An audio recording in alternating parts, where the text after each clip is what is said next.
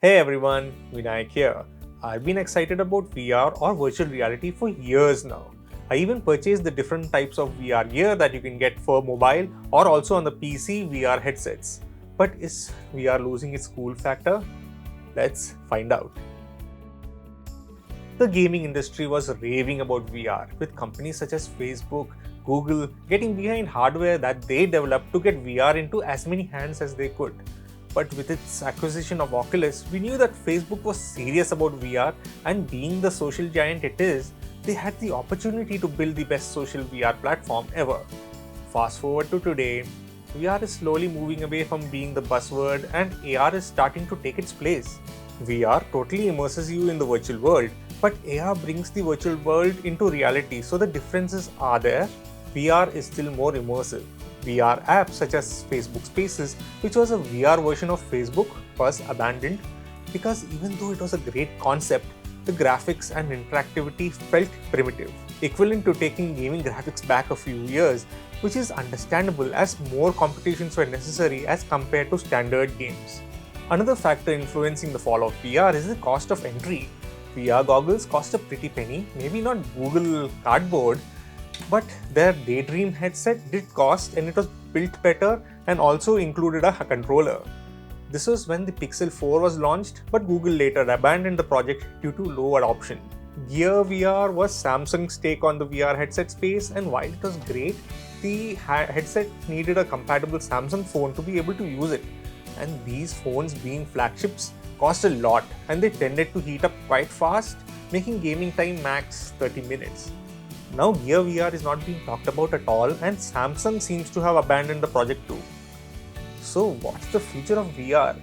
There are a few games I play using the HTC Vive, such as Beat Saber and Box VR, which allows me to have some form of exercise, but they do get monotonous really fast.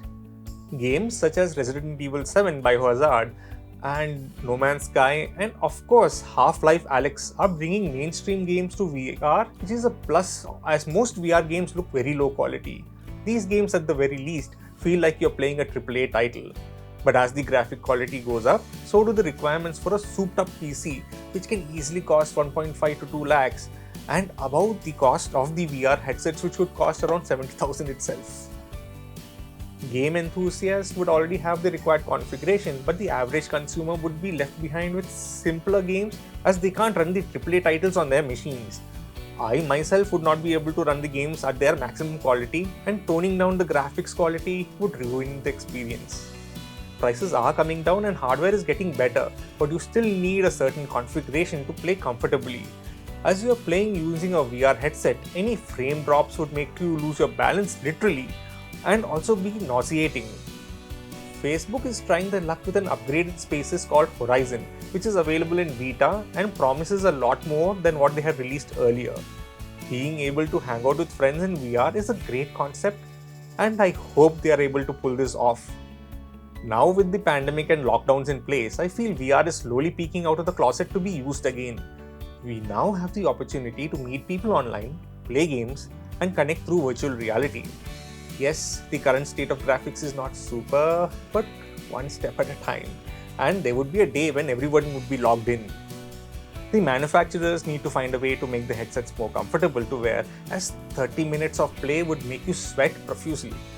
Weight also becomes an issue when playing for long periods. There are newer headsets that solve some of the problems, but they're still bulky, hoping some newer glasses only models can be released, or maybe contact lenses with displays in them. Who knows? Sky is the limit, and I hope the companies explore the potential and develop better hardware for the masses. Well, that's it from me. Hope you liked the video. Make sure to like, subscribe, and also hit the notification bell to be informed when new videos are added. Thank you for watching and see you all next time.